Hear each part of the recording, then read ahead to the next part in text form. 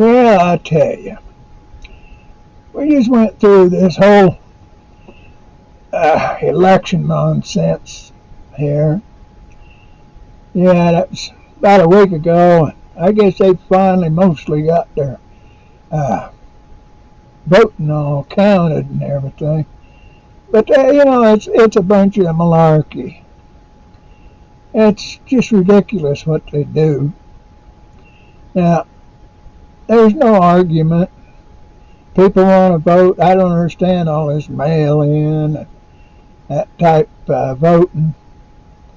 There are a few people, small people or some individuals that are physically compromised that can't get out too good and get around. But other than that, except for people that's in the military that are off some foreign place where they should not be because it's none of our business, there's no reason that a person can't go down with an ID. So, anybody will issue an ID card, any state, any county, any issue an ID card. But you can go vote and show that you live at such and such a place and you are such and such a person.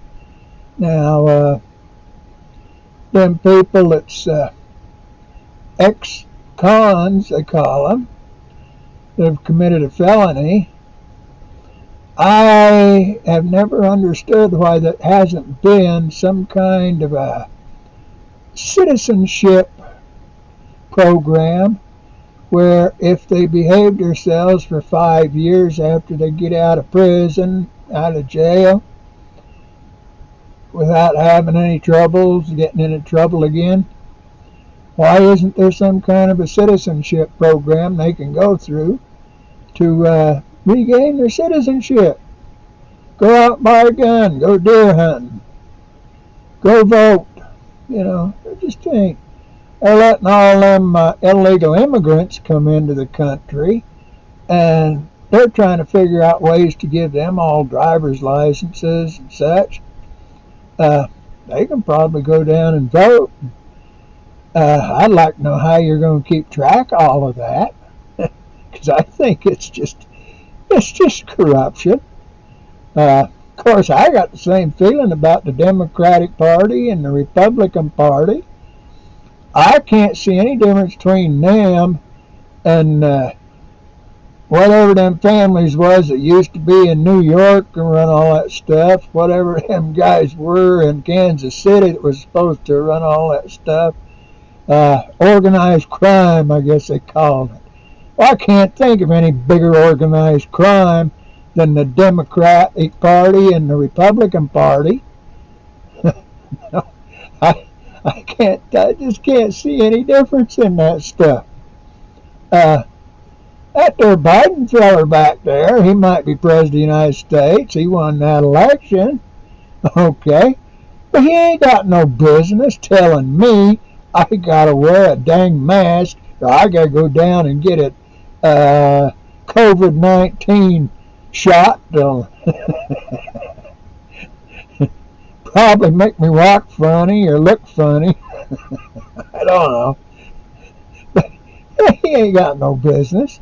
Then that gal out of California, or I guess there's 2 or 3 of them out of California back there in that Congress still.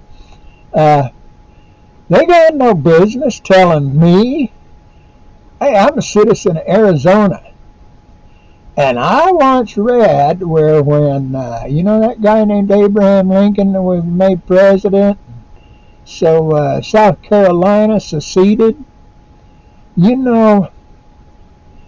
I once read that his Secretary of War asked that General Robert E. Lee to lead the U.S. Army down and put down that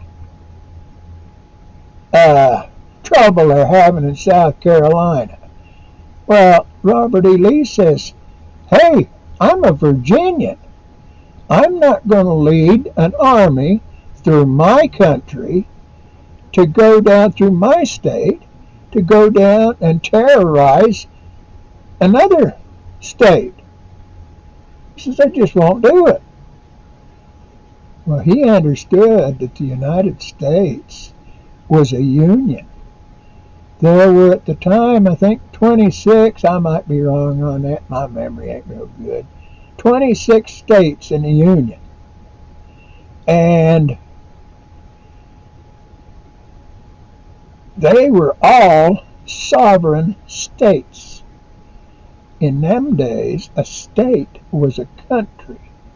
But after the Civil War, which was, everybody says it was about slavery, but if you get to looking real close, it's about money and control.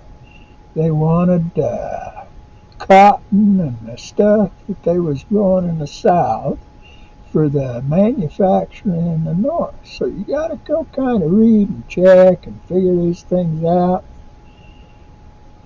Well, the whole thing was, after the Civil War, well, even before the end of it, during that Gettysburg Address, that Lincoln feller says, we got to see that this nation, this one nation, can't be tore apart like this. Well, there was no one nation.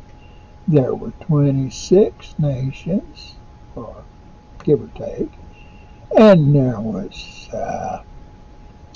one union. Them guys always paying dues into the union.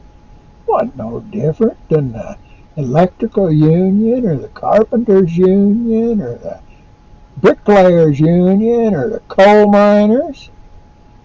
See, there it is. It's all been corrupt ever since, well, ever since John Adams got elected president back there in, I can't remember what year that was, but it was the early 1800s, and passed them Alien and Sedition Acts through his Congress. This whole thing has been one big mess of corruption ever since. They might have been called Jefferson Democrats. They might have been called I can't remember all the names they've had for the different political parties. But we got 50 states. There should be 50 parties. And the people in one state shouldn't be able to pay and get people in another state elected to office. There's some things going on. Well, I'll come back. I'm going to load this up. See if they take me off, but I'll come back again with another one. Hey, thank y'all. Bye.